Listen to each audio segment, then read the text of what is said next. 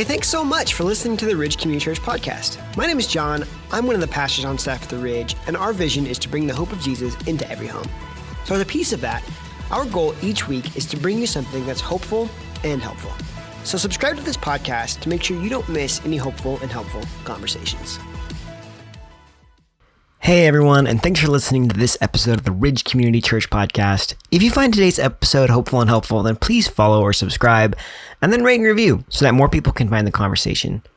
In today's episode, I want to share a conversation that I had with the Ridge Groups Director, Joe McFadden. Over the last 6 months or so, we've walked through the first of the 4 stages that someone goes through on their way to make a decision to follow Jesus.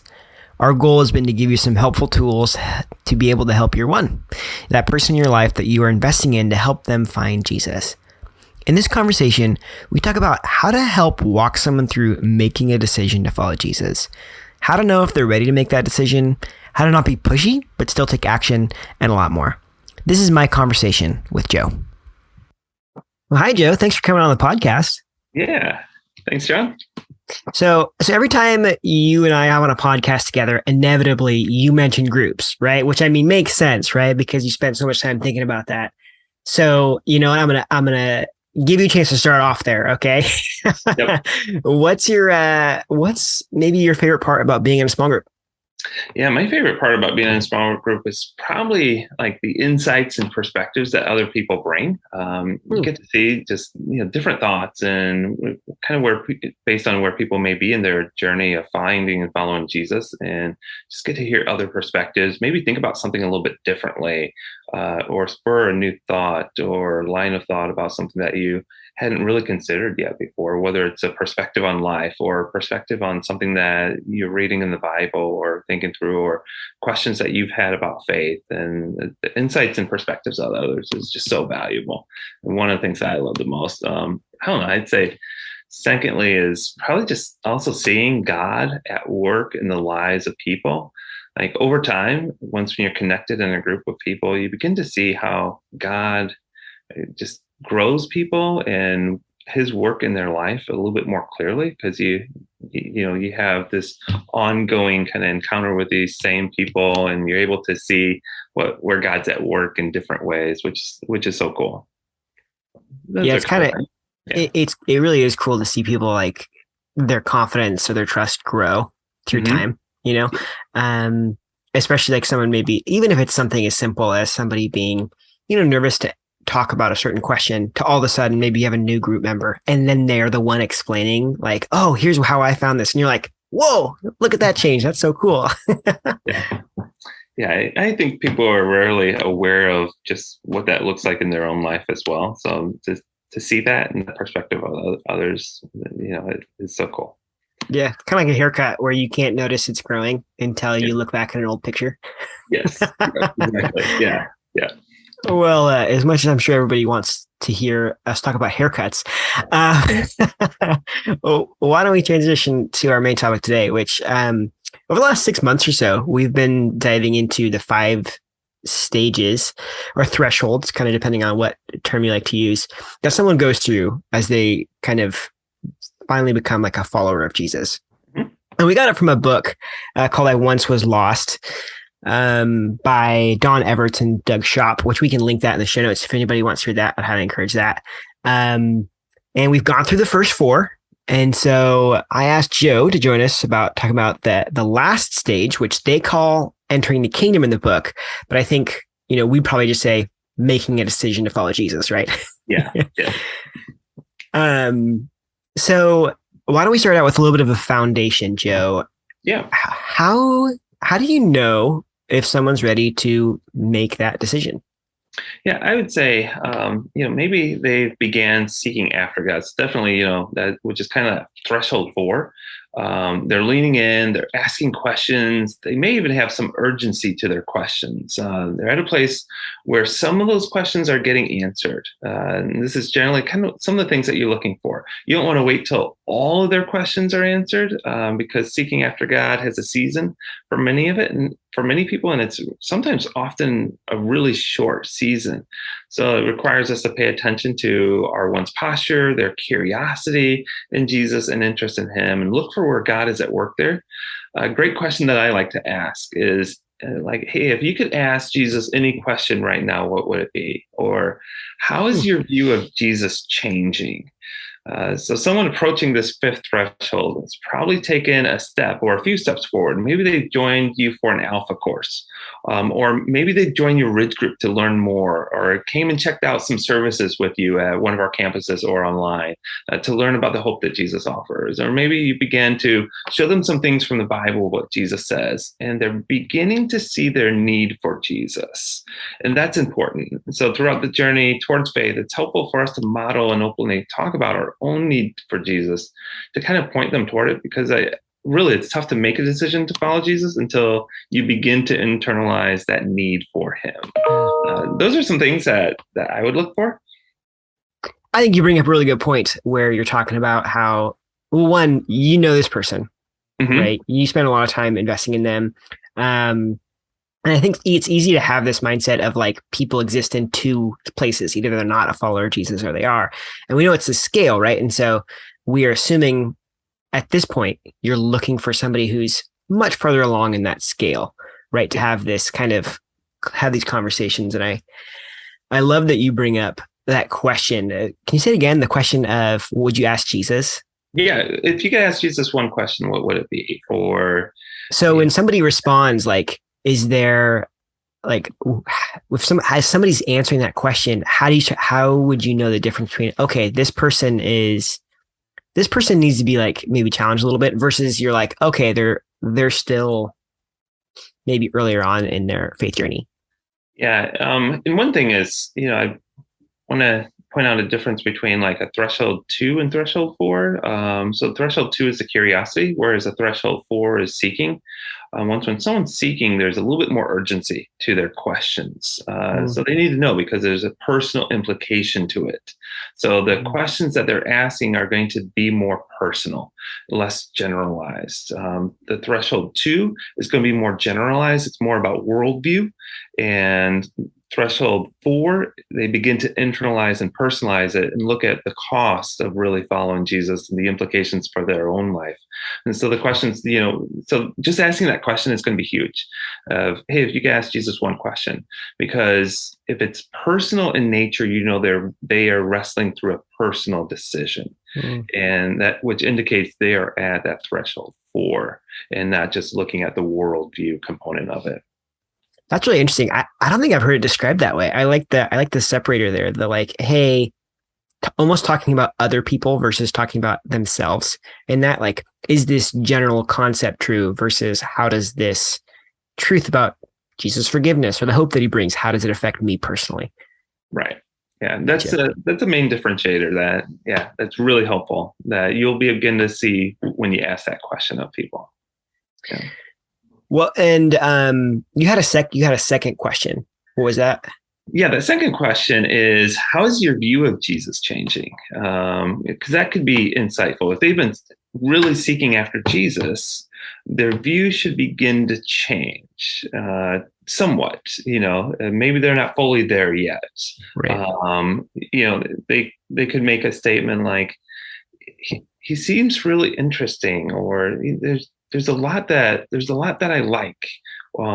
So they're beginning to lean in more. You'll notice that in some of the statement. If they make a statement by asking these are diagnostic statements or questions that you can ask to just kind of determine, not necessarily, to push them forward as much as determine where they're at simply, and like, hey, are they here or are they here?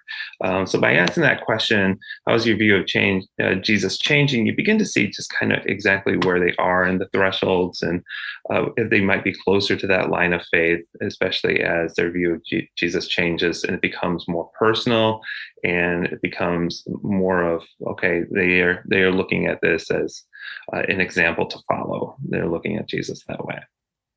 I really like the idea of figuring out where they're at. And once again, not through like they're a project type of mindset, but that's like how best can I help them? How best can I serve and help them on their journey? Versus how can I give them what I think they need, right? Yeah. But that does bring up a good, like a thought for me. I think you kind of, people sit on two sides of this spectrum. One where they're like, they constantly want to, ask the question and try to get them to make a decision. And the other side being like really tentative and nervous about being pushy or heavy-handed, whatever that phrasing or that right phrasing is. Mm-hmm. So how do you determine that balance between you want to be challenging because they're in this place where they can be challenged and probably should be, but not being pushy? Yeah. And that's, this, someone in this threshold, you don't want to be, like you said, you don't want to be pushy, but I like to use the phrase appropriately urgent, because someone that's seeking, they're only going to be seeking for so long. And if they are seeking and just watching from, to see, hey, who's Jesus? What is he about? Is this a step? Do I want to take a step forward in trusting Jesus? There's a season for that, and so you want to be somewhat appropriately urgent. And what that could look like is just really walking alongside of them, looking for God's work there, and maybe asking some questions. I like to use some different open-ended questions that could be helpful. Like, hey, you seem pretty interested in Jesus. Can we meet for coffee sometime and just have a little bit more of a conversation around him? Or, hey, I'd love to tell you about how I started my journey as a follower of Jesus, and see if there's any questions that you might have. Or, hey, is there anything standing in the way of you following Jesus today? Could be another question, especially if they're really close to that line of faith. Or just simply, hey, would you like to make a decision to follow Jesus? Yeah. A little bit more direct way of doing that. But you want some urgency to it, because what'll happen, and I see this, sometimes we like to be too low pressure. And, it's really thresholds 2 and 3 where it's, that's where you want to have the truly open-ended, pressure-free process. It is in that threshold 2 and 3, where someone is curious, where someone is wrestling through whether they're open to change. But in threshold 5, that's not helpful. In threshold 5, you need to be appropriately urgent and direct, because they're at the point where they're seeking, they have some answers to their questions, and now they need to be invited and welcomed. And if they don't feel invited and welcomed, they will often check out of the process and be like, okay, yeah, I checked out this Jesus thing, but I didn't feel like it was for me. I didn't feel welcomed, or there'll be something that could be a barrier there. So being direct with an invitation and welcoming them into the process is appropriately urgent there. I like two parts to what you're saying there. One, I really like the word invite, because I like to think of it almost like you're thinking of like a party, right? Where it's like, if somebody knows you have a party going on, right? It like this kind of like nonchalant, no pressure concept is like this idea that, hey, there's a party, so come if you want to. Well, that doesn't help me, right? It's like not until you're invited to actually go to their house that you don't feel like you're welcome into that party. But two, I really like the concept you bring up about like inviting them to have a discussion, because it almost says, hey, if you're open to it, I'd like you to, I want to discuss this further, because then they can opt out or in terms of like, oh, if I opt into that conversation, I know we're going to be talking about some faith things, and I know where this person stands, so I'm okay with that type of conversation. It's almost as if they're self-identifying as I am in threshold 4, trying to figure out if I want to make a decision or not. Yeah, there's an example from the Bible that I could share if we have go for it. Time for it. Yeah, we do. Of course we do. All right. We'll make time for that, Joe. All right. In Luke 19, verses 1 through 10. So it's a fairly short passage of scripture here. Luke records this encounter between Zacchaeus and Jesus. And, I love this as that Luke has recorded this for us, that we have this example of Jesus doing this and what it looks like. If it's okay, I can read through this for the sake of everyone. And then you just hit on my very favorite story in the whole Bible. So yes, you definitely can read that. All right. So yeah, in Luke 19, Jesus entered Jericho and was passing through, and a man was there by the name of Zacchaeus, and he was a chief tax collector and was wealthy, and he wanted to see who Jesus was, but because he was short, he could not see over the crowd. So he ran ahead and climbed a sycamore fig tree to see him, since Jesus was coming that way. And when Jesus reached the spot, he looked up and said to him, Zacchaeus, come down immediately. I must stay at your house today. So he came down at once and welcomed him gladly. And all the people saw this and began to mutter, he has gone to be the guest of a sinner. But that Zacchaeus stood up and said to the Lord, look, Lord, here and now I give half of my possession to the poor, and if I have cheated anybody out of anything, I will pay back 4 times the amount. Jesus said to him, today salvation has come to this house, because this man too is a son of Abraham. For the Son of Man came to seek and save the lost. And there's a lot of different things that I could point out in this encounter with Zacchaeus. But a couple of things related to the conversation that we're having right now is in this encounter with Zacchaeus, Luke records that we get an example of how simple and quickly the process can move from when someone is seeking God to ready to make a decision. You can see in Zacchaeus' actions that he's curious about Jesus. He makes an intentional effort to seek him out and hear from him. He's climbing a sycamore tree. He's leaning in. He's wanting to see him. But we also see Jesus' response to acknowledge Zacchaeus, his presence, and he invites him to take a step forward to having a conversation with him at his house. So Jesus didn't just pass by him or simply look at him and think, hey, that's cool. Zacchaeus is open to learning.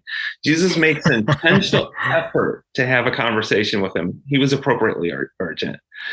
I think that gives us a good example of, hey, what does that look like? Like sometimes, people are on the sidelines or they're leaning in, and like, oh, that's really cool that they're leaning in. We maybe leave them there too long rather than inviting and welcoming once when they're ready to kind of make that decision. Yeah, and I think the cool thing about this is that this wasn't to use the story of Zacchaeus more. This wasn't at the temple. This wasn't during a scripture reading or anything like that. So, obviously, our modern day comparison to that is church, right? It wasn't that Zacchaeus needed this church service where somebody invited them to follow God, right? Yeah. I think that can be our kind of fallback option is, I know if I bring them to church enough, then eventually the pastor is going to give this message about accepting Jesus, which is fair. That's probably true. That can happen. Yeah. But you could be missing out on something really cool about letting God use you to help them make that decision. And they might not have that opportunity or use that opportunity in a service. So with that idea in mind, how do you go about actually helping them make that decision? Because I think both you and I know there's not like this magic formula that you wave your hand and all of a sudden you say these words and now all of a sudden you're a follower of Jesus, but it's helpful to have a clear moment or chance to make that decision. So how do you walk them through that? Yeah, and I do think a clear line decision point is helpful for people in following Jesus. Otherwise, they're just kind of meandering, wondering if am I in, am I not in? And you don't want to just let people kind of meander. That's why this threshold is so important, because you want to be intentional and urgent with it and really make an invitation and welcome within that, and have a point in time that they can look back on in their life of where they made that decision, of where that line was. And that's so important. I know it's been important for me. It's been important for everyone that I know that follows Jesus, and it'll be important for your friends and your ones as well. So I like to start off by inviting them. It's simply a question like, hey, would you like to make a decision about following Jesus today? And then depending on how much of a base has been established for them to see their need for Jesus in the hopes that he brings them, I want to make sure that they have enough understanding of that. That's something that I mentioned that I try to kind of walk through on a repeated basis as I journey along, with my ones and my friends. But, something like, I want to make sure they have a concept that the world is broken, and not just that the world is broken, but that they themselves are broken. And we call that sin, and how Jesus's life, death, and resurrection pays the penalty for our sin, and how his life, death, and resurrection has restored our relationship with God and the new life that brings for us. And so once when I just simply kind of walk through in some way, a framework for that of helping them see their need for Jesus and the new life that he brings, then I like to just simply mark the moment by a simple prayer, often asking them to repeat after me. The words of that prayer, you could have it just be from your heart, or if there's something that you want to memorize or whatever that's helpful for that time. It could be helpful for you to practice this with another follower of Jesus just to feel comfortable doing it, whatever. But it's a pretty simple and natural process that just acknowledges that, hey, there's things in my life that I've done wrong, asking God to forgive you, acknowledging that you're willing to turn away from that, acknowledging Jesus's death and how that set you free and how you're forgiven, and then acknowledging that you're ready to follow him. And it's just as simple as that. Prayer that kind of marks those things can be really helpful in helping someone understand the decision that they are making. Yeah, I think, man, it can feel intimidating. Like you mentioned, like these kind of multiple things that you want them to know, like these concepts they want to grasp. It's growing up in church. Like there's so many different like little tricks people have, right? Where it's like, I remember we did this mega sports camp thing where there was like hand out these little like soft like throwable balls, and they had different colors on them to like mark the different stages of the like kind of like essentially the gospel, right? Right.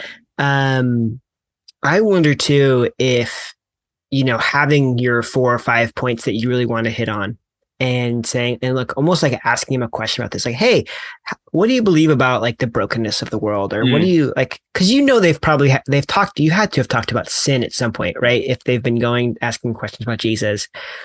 I wonder if you can have a conversation on each of those points. And as they like, hey, well, here's how I view this. And if all these things kind of line up, I think you're ready to make this decision. And, I think what you're outlining, Joe, is really important because it changes from like it helps them have an accurate view of making that decision, right? It's not this like these bad mental assent, or it's not this like it's a big thing, and you want them to have at least enough foundation to have a real view of the decision that they're making. It's interesting. I personally have experienced a moment where like, hey, I've walked someone through that and they've prayed and amazing. And then I have no idea what to do next because I'm like, okay, there's this like deeply like powerful moment that I just had with this person. And I'm like, okay, what do I say? What do I do? How do I celebrate with them? How do I acknowledge this moment? So say you have that moment with somebody. How do you respond in a way that's like, doesn't feel awkward, maybe is a good way to say it. Yeah. And obviously you want to be excited for them. And so that's something that I would do is just, demonstrate my excitement for them. And like, hey, it is so cool that you made this decision, follow Jesus, and just acknowledging the step that they took, I think is enough of a, something to talk about. And, a lot of times people will mark that moment by baptism. So it could be something, that you talk about or point them toward as a part of the celebration of celebrating the decision that they just made. Because that's really what baptism is, a celebration of the decision that someone has made to follow Jesus. Yeah. So that could be, something that you do is invite your friend, your one, to make the decision to get baptized then, and to publicly declare that and show that to other people. But the initial response that I would make is just like, dude, I'm so excited for you. It's awesome that you made this decision. I'm so excited that, we get to spend eternity, together in heaven, and just acknowledging that. So, yeah.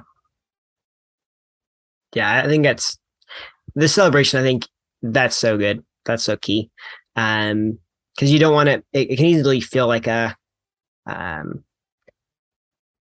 I don't know. You want to react appropriately, and we know that like biblically, Jesus says there's celebration when somebody turns, and there's rejoicing. You know, what I mean, you look at uh, Luke 15, the parable of the prodigal son, and it's like, oh, there's a party going on, and I think we want to reflect that well. Um, yeah, so I think we covered a lot of stuff, but Yeah. you think there's misconceptions people have about this, about helping somebody make a decision to follow Jesus?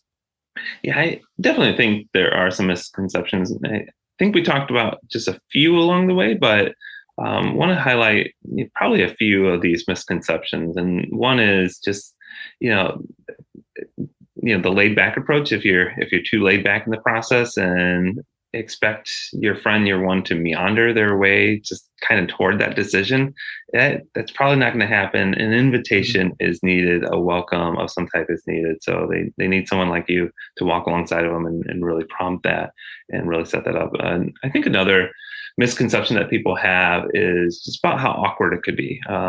This is a relational process, and you're just, especially as you're walking alongside your friend, your one, like, this is a relational process, and you're looking for where God's at work. You're partnering with God in this process. It's not about an agenda. It's not about treating people as projects, but really inviting people in once when they're ready for that invitation, and partnering with God in His work there. I think we can overcomplicate by just how what that moment looks like. I think that's another misconception that some people have, is like, all right, I need a certain diagram, or I need a certain framework or whatever in order to do this. And that's really just a conversation and marked by a moment of prayer. Definite decision time is needed, but something that is marked by just conversation and relationship is much more kind of meaningful and fitting the relationship that you have with the person. I don't know. Those are a few of the misconceptions that come to mind for me. I don't any that you thought of.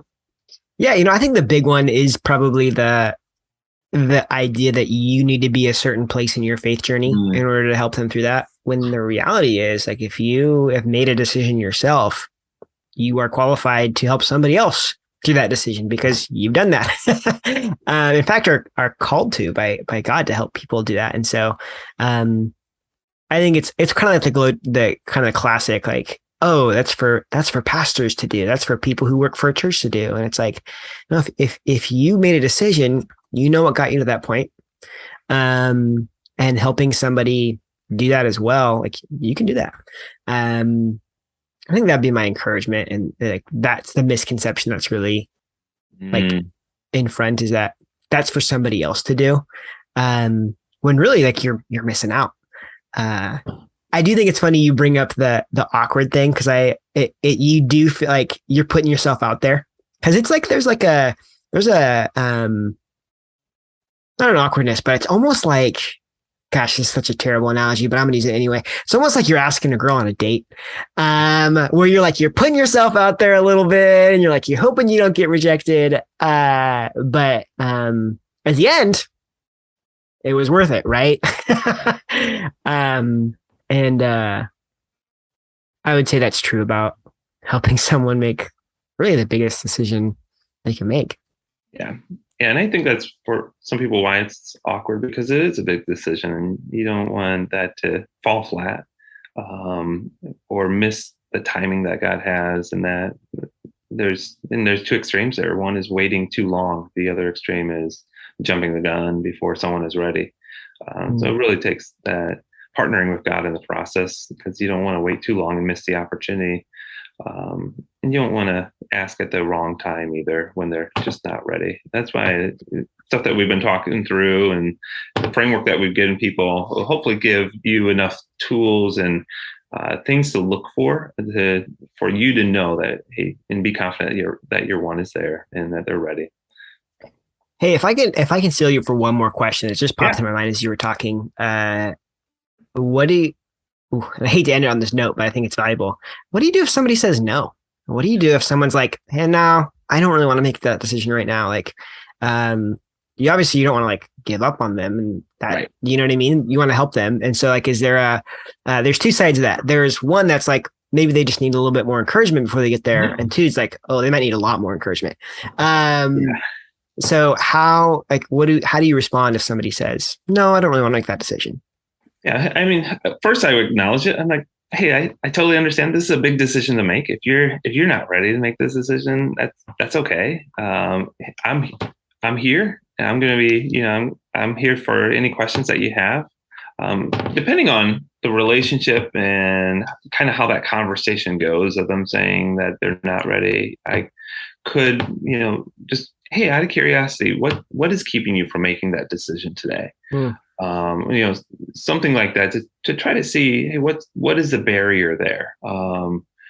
At least for my own knowledge to be aware of what that barrier could be. And they may not even be aware of what that barrier is. I remember having a conversation with people that were, at this place, and they just needed something a little bit more, almost, whether it be a sign from God or something a little bit more concrete. And like, okay, totally understand. And, that's just kind of what they're looking for.